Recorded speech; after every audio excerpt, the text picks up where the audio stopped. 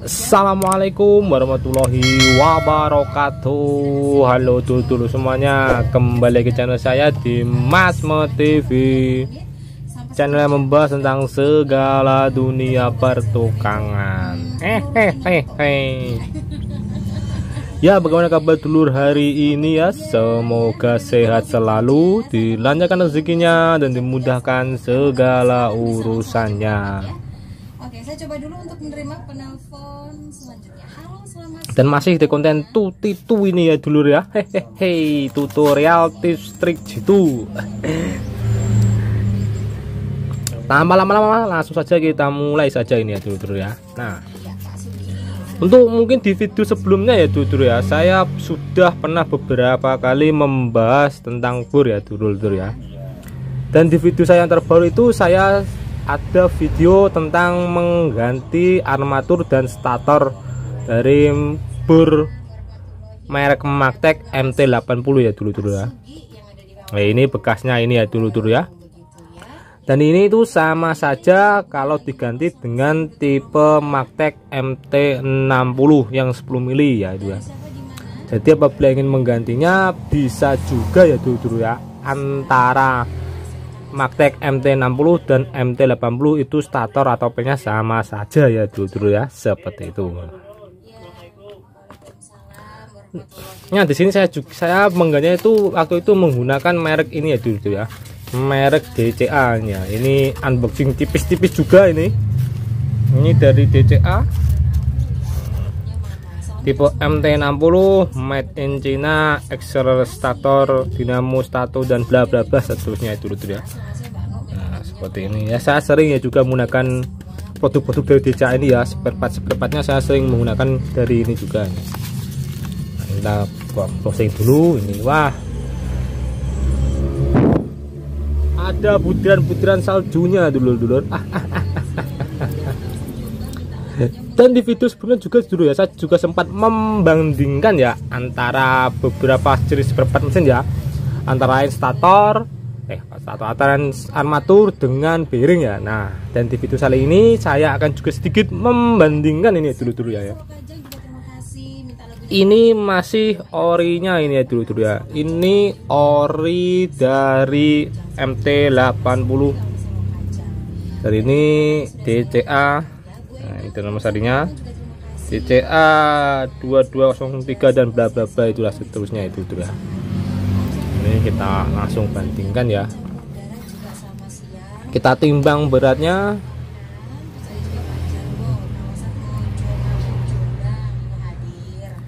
...331 dan ini 330, hampir sama beratnya itu dulu ya.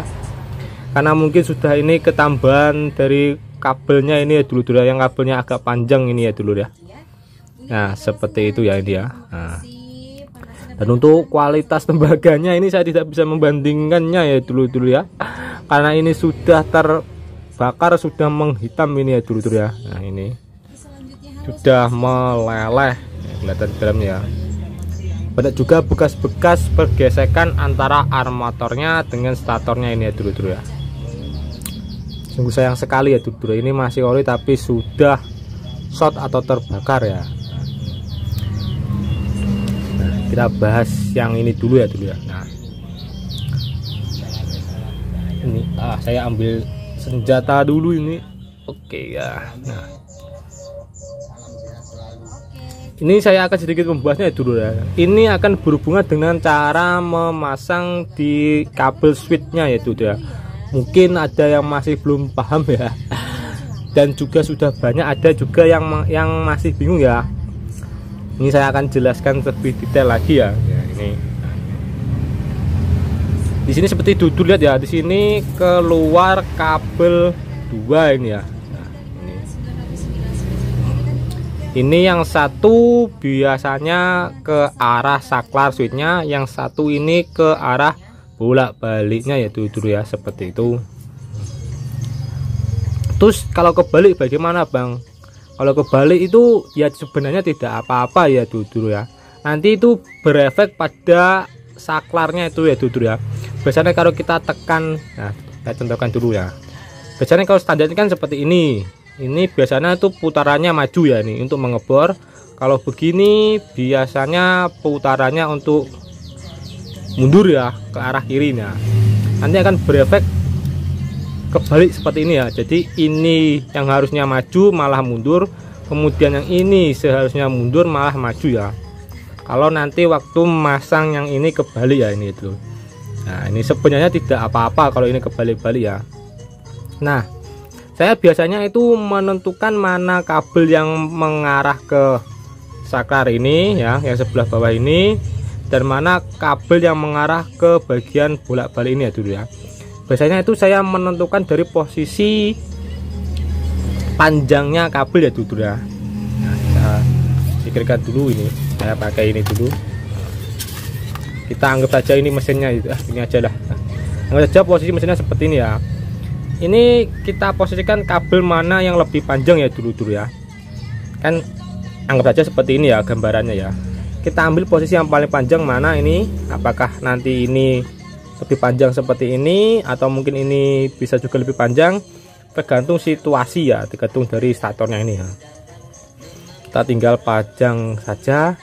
Nanti ini bisa ke arah ini ya, kemudian ini ke salah satu ini ya dulu ya. Atur panjangnya. Kemudian selain dari panjangnya itu juga untuk menentukan mana kabel yang menuju ke arah saklar dan arah bolak-baliknya. Biasanya saya juga menentukannya dari warna ini ya dulu ya. Seperti ini merek DCA ini. Dua warna abu-abu, yang dua lagi warnanya ini kuning dan putih ya. Sudah dipastikan yang dua ini pasti mengarah ke saklarnya, dan dua lagi ini mengarah ke bolak-baliknya, yang warna kuning dan yang warna putih ya. Dan kalau kita bandingkan juga ini panjangnya sudah pasti panjangan yang abu-abu ya. Nah, seperti ini saya lihat ya dulu ya. Panjangan abu-abu dan kuning pun panjangnya juga hampir sama ya, seperti ini ya panjangnya ya.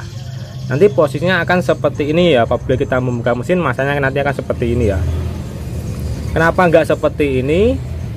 Karena kabel putihnya ini terlalu pendek ya dulu ya, tidak bisa menjangkau nanti ke arah karbon busnya. Makanya kita putar seperti ini supaya kabel putihnya ini menjangkau ke arah karbon busnya.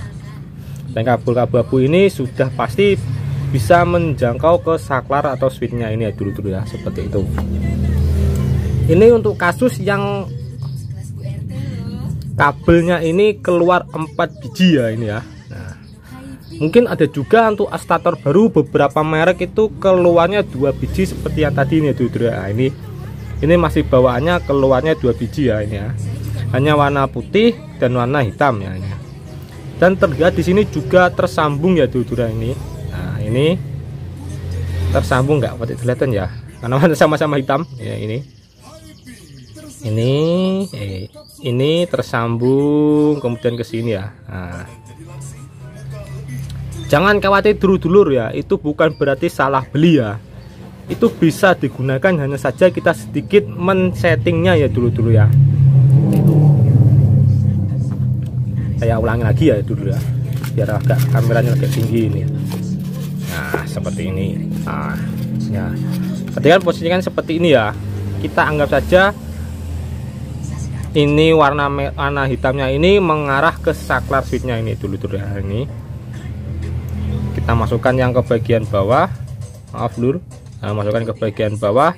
Kemudian yang putihnya ini kita masukkan saja ke salah satu dari stator dari bolak-baliknya ini ya. Nah, ke salah satu ya, bisa bebas di dua sisi ini atau mungkin dua sisi ini bebas ya.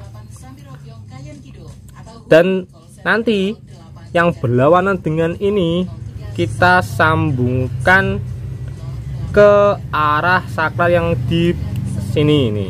Nah, anggap saja nanti, nah, anggap saja kita nyambungnya seperti ini ya dulu ya. Nggak saja nyambungnya seperti ini. Nanti yang sebelah sini, nah kelihatan nggak ya? Maaf agak blur ini. Nah, nanti yang sebelah sini kasih kabel tambahan lagi langsung mengarah ke arah ini, ke arah kabel, atau mungkin bisa malah disambung langsung ke alat listrik juga bisa. Saya ulang lagi, kalau nanti ini masang seperti ini, nanti yang sebelah sini itu bisa langsung ke arah sumber listrik ya, ke arah kabel listrik. Itu ada yang dua tuh ya, bisa langsung kesambungkan seperti itu, atau mungkin juga bisa lebih rapi lagi ditata di sini ya. Nah, juga bisa seperti itu. Nanti kemudian yang dua ini ya, nah ini nanti yang kedua ini sama yang sini ya, silangan ini mengarah ke karbon busnya ya. Paskan satu ke karbon bus, satu lagi ke karbon bus yang satunya lagi ya. Kalau posisinya ini membeli stator baru itu keluarnya kabel 2 ini ya dulu ya, seperti itu. Ya sebenarnya juga dulu ini bisa saja ya dulu ini dipotong, kita sambungkan lagi, nih kita tambahkan kabel lagi bisa lebih panjang, nanti bisa disambung seperti video saya sebelumnya itu dulu ya, cara menyambung saklar dan switchnya seperti itu juga bisa. Tapi karena terkadang ada beberapa situasi ini ya, ini bisa dibilang masih tertata rapi ya, ini tertata rapi ya. Nanti kan sayang kalau kita potong, kita sambungkan malah nanti takutnya merusak gulungannya yang ini ya dulu ya. Jadi alangkah baiknya tidak usah dipotong, kita gunakan cara yang seperti saya tadi jelaskan ya dulu ya.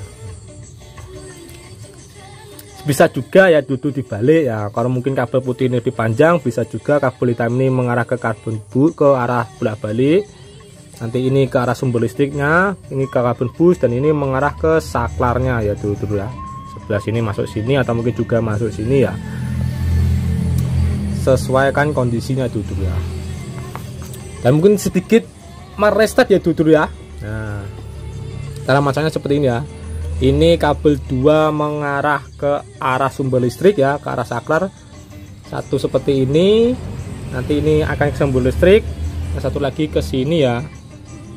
Ya mungkin juga bisa disambungkan yang salah satu ini ke sumber listrik juga bisa. Nanti yang dua ini posisinya berlawanan ya dulu ya, seperti ini, berlawanan menyamping ya, istilahnya apa ini ya, berlawanan seperti ini ya, menyilang. Nah posisinya seperti ini. Nah ini saya singkirkan dulu ya, ini posisinya seperti ini, anggap aja kita masukkan. Nah posisinya menyilang seperti ini ya dulu ya. Nah menyilang seperti ini juga bisa, atau mungkin ini seperti ini juga bisa ya.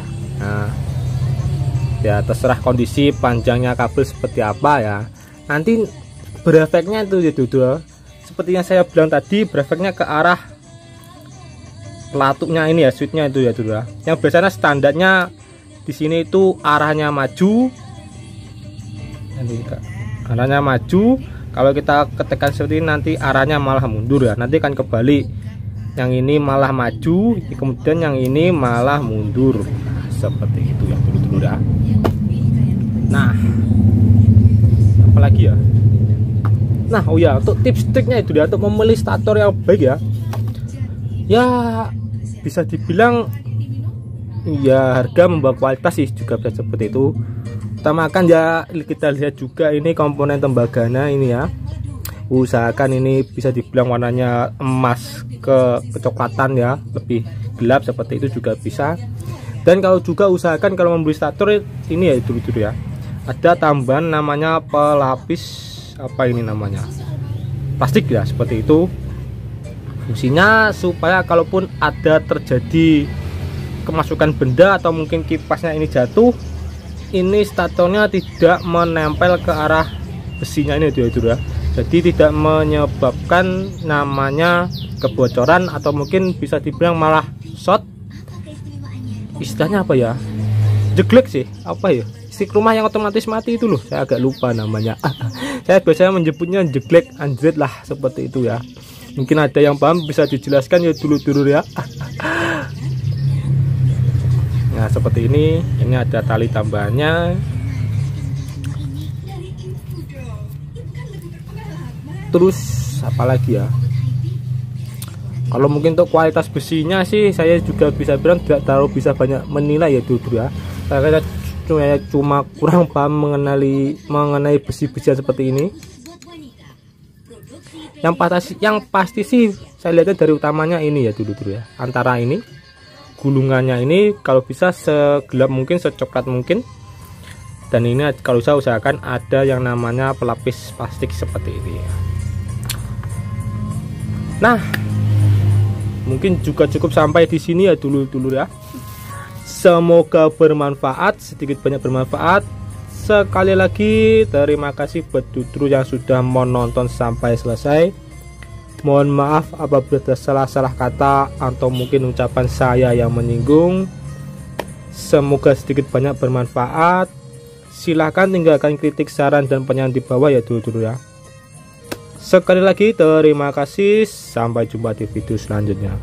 Assalamualaikum warahmatullahi wabarakatuh. Dadah.